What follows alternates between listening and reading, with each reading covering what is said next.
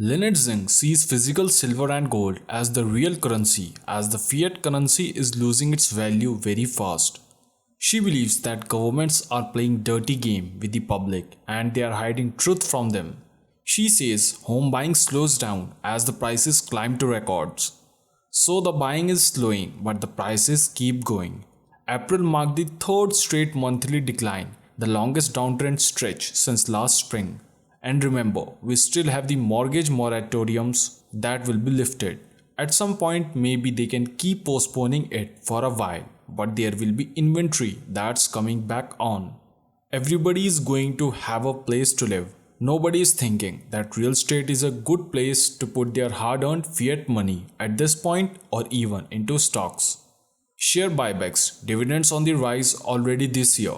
US companies have authorized 504 billion of share repurchases, according to Goldman Sachs Group through May 7th, the most during that period in at least 22 years. The pace of announcement trounces even the 2018 bonanza that followed the sweeping tax overhaul of late 2017. US companies also ramped up dividend spending in the first quarter. Data from SP Dow Jones indices show increasing their payments by an aggregate 20.3 billion on an annualized basis. That marks the largest quarterly increase since 2012. The insiders are draining whatever money is in their corporations out through buybacks or through dividends.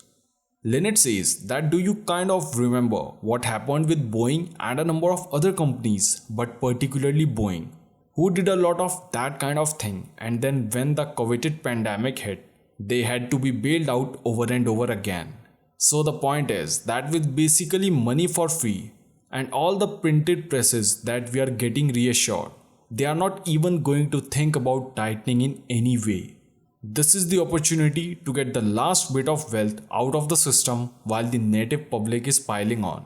It's just one of the indications of how close we are to the end of the mess. Wall Street is up to their old tricks in the crypto jungle.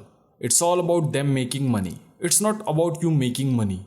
Wall Street pros are cleaning up in the amateur field 2.4 trillion worth of cryptocurrency and having a good time doing it. Veteran traders are bringing to bear old school finance tricks to exploit the industry's rampant inefficiencies, volatility, and downright weirdness. All the fun that we used to have 30 years ago in the commodity markets and is no longer fun. That fun is now in crypto. The rules have not kept us with the technology and they probably won't ever keep up with the technology. So it's kind of like whack-a-mole, but in the meantime, the crypto world is more like the old west, and because of that, Bitcoin revives older power stations.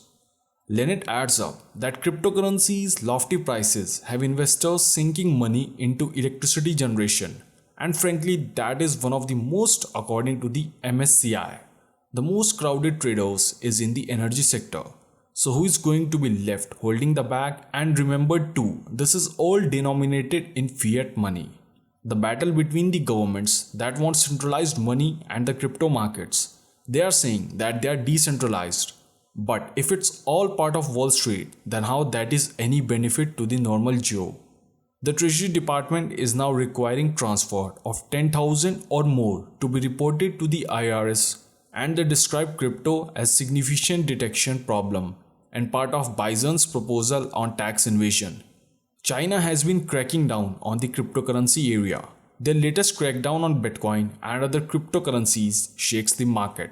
So we have seen a pretty significant pullback in the crypto arena. China is trying to rein in crypto activities even as the country has embraced the technology underlying Bitcoin and has plans to roll out its own digital yuan. But that, of course, will be centralized under the control of China's central bank that will be controlled by its central bank. Beijing also wants to shut down cryptocurrency mining activities because they consume massive amounts of electricity, often from coal-fired power plants, while the country pledged to manage its carbon emissions. The citizens had to wear masks way before the pandemic hit because of how polluted their air is. But the Chinese government does not like the highly volatile speculative nature. It is that they don't like the loss of control. They will maintain control, and frankly all governments will. As per Lynette, we are going in the digital direction. What we don't know is what's that really going to look like. If you are the world reserve currency, you have no choice. But if you are going outside of your borders, you have to use dollars to buy oil or lumber or steel or medicine or anything like that. Now that has been shifting really since 1999. That's why the euro was created, was to take over. We were giving up our status back in 1971 when we shifted into this new debt-based age and petro-based age.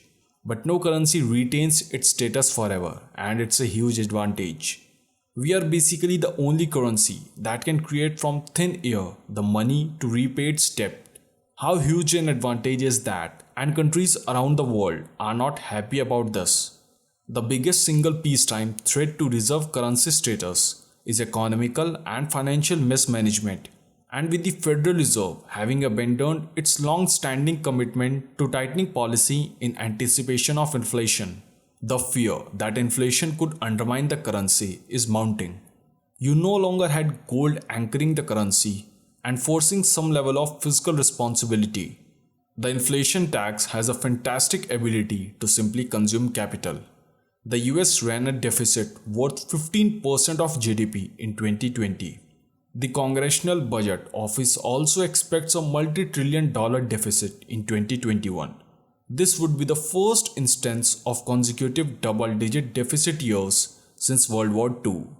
Pandemic-fueled quantitative easing has also led the Federal Reserve's balance sheet to nearly double in size, and this time around, the money stock is growing. USM2 has grown at a 26% rate since February last year. You take into account a currency collapse, so whether it is when the US dollar officially loses its status as the world's reserve currency, or it is that the public in general loses confidence in the currency, gold and silver are the ones that can save you in this time, suggests Lynette. Now I would request you all to let me know your thoughts about gold and silver. Also, please tell me on which topic should I make my next video. And don't forget the most important thing, to like this video, share it with your friends. I'll catch you in my next video. Till then, subscribe to our channel